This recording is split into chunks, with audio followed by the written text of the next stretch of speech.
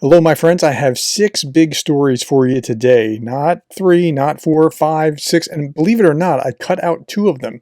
Okay, so we'll start here. Ukraine military says it sank Russian submarine damaged anti-aircraft missile system. So what are we talking about? The Ukrainian military said on Saturday it had sunk a submarine and damaged S-400 anti-aircraft missile system. Military said the attack had significantly damaged 4 launchers of the Triumph air defense system, and Ukrainian forces also successfully hit and sank the Rostov-on-Don. The Rostov-on-Don looks like this. It had been refurbished. It had been hit months ago, and it had been refurbished. Apparently, they just brought it out for sea trials, and then it was getting ready to go, and they hit it again. So it's in bad shape. It's probably not recoverable at this point.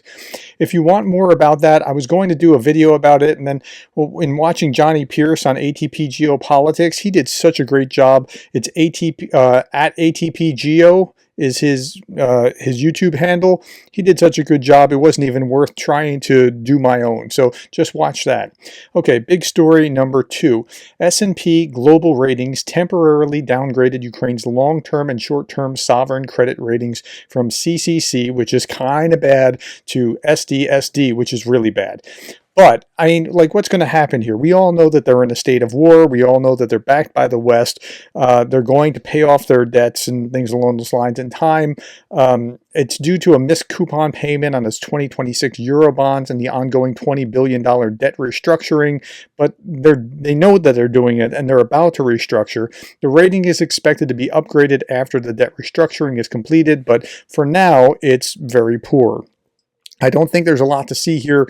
I think that this is just where they are legitimately, but everybody knows that that's where they are, so it's not going to be that big of a thing. Here's a more happy report.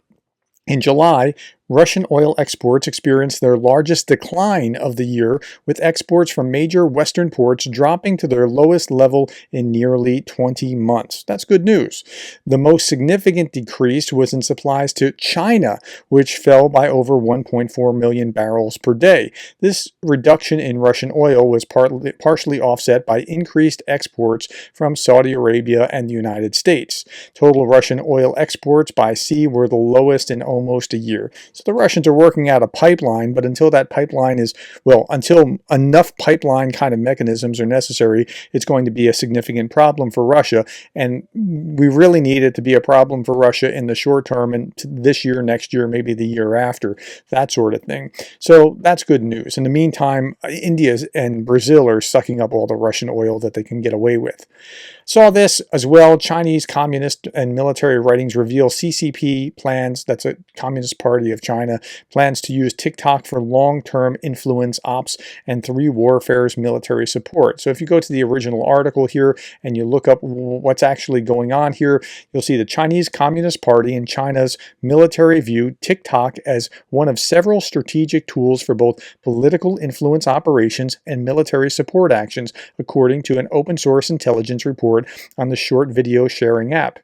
The report by 2 former military and intelligence experts warns that continued use of the wildly popular video sharing app in the United States will be used by Beijing to target young people and shift American narratives to subtly favor a more China-centric worldview.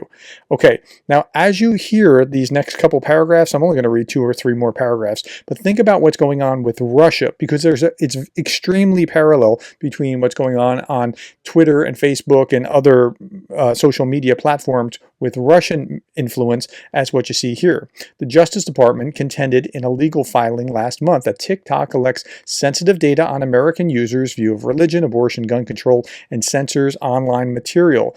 The Chinese scholar study is titled "The Application of Enlightenment of TikTok in Ideological and Political Education for College Students." It states that TikTok can be used to expand the channels for delivering ideological education to Americans born in the 1990s, a key demographic target, right? Last little bit. The recent findings by the Justice Department align with our research, which reveals that the Chinese Communist Party strategically targets Americans, including college students, to push its ideological and political narratives. And this is exactly the game plan, the playbook that the Russians have been using with other social media.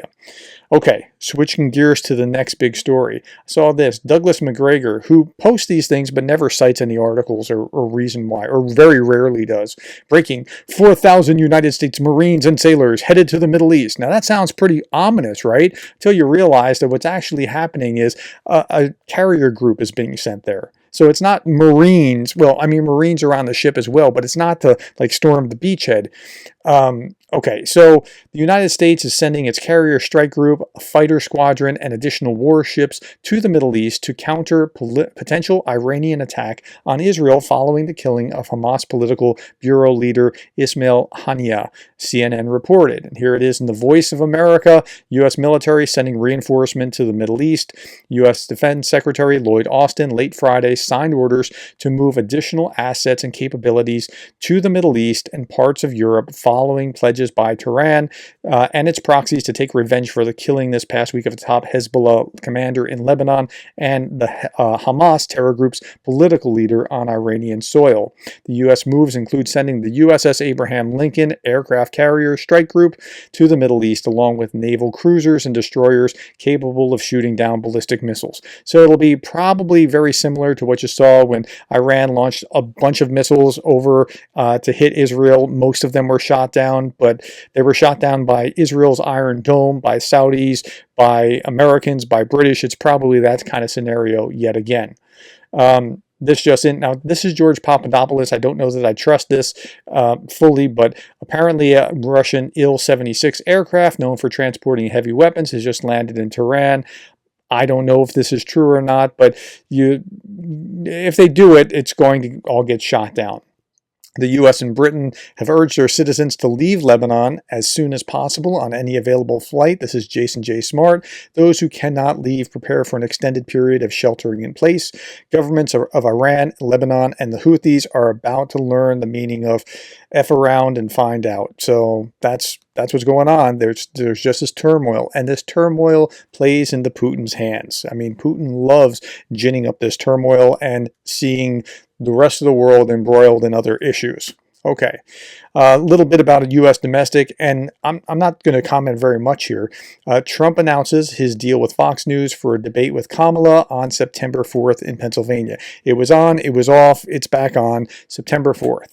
Okay, our DNC, the Democratic National Committee or Convention, is going to be on August 19th to 22nd in Chicago. That's coming up in just a few weeks. And again, this is going to be a few weeks after that. Okay, now yesterday I put this out, the momentum shift. Harris takes the lead, and it looks like Harris is actually taking the lead. Now, you know where I am. I'm a conservative. Trump's not my guy, but I'm a conservative. But I'm putting out the facts. Harris is actually picking up the pace and doing much better relative to where she was before or where Biden was, and it's becoming a real horse race. She's actually ahead in some places. But the number of comments that I got that were just like, well, you're just all in it for Trump. I'm telling you, Harris is taking the lead, but whatever, people are going to assume the worst of me just because of where I come from or what my particular outlook on the world is. I'm trying to give you the facts. One person put in a comment, I get it, you're trying to be talk about politics without being political. That's true. I am. Now, my worldview gets in the way sometimes, and I admit that freely, but that is what I'm trying to do. I'm not trying to root for anyone or say, push this candidate or that candidate. I put this out on my posts yesterday in my community tab. If Trump is up in the polls and I create a video about it, I'm just providing context. I am not rooting for him. If Harris is up in the polls, as described in yesterday's video, and the correct choice was this, I am still providing context. Okay, 80% of you get it. 20% of you are just like, oh, he's in it. He's rooting for one or the other. I'm not rooting for either one. I promise that's not the point. Now, I put another poll out here as well. Or actually, this was a quiz. Which country is more corrupt? Ukraine, Russia, Thai, neither are corrupt. Russia is far more corrupt than Ukraine, and 93% of you got that. According to Transparency International, in 2023, Ukraine's rank was 104. The higher you are, the more corrupt. The lower you are, the better, right? Russia was 141. By contrast, the US is 24, so that gives you a sense of just how corrupt Russia is.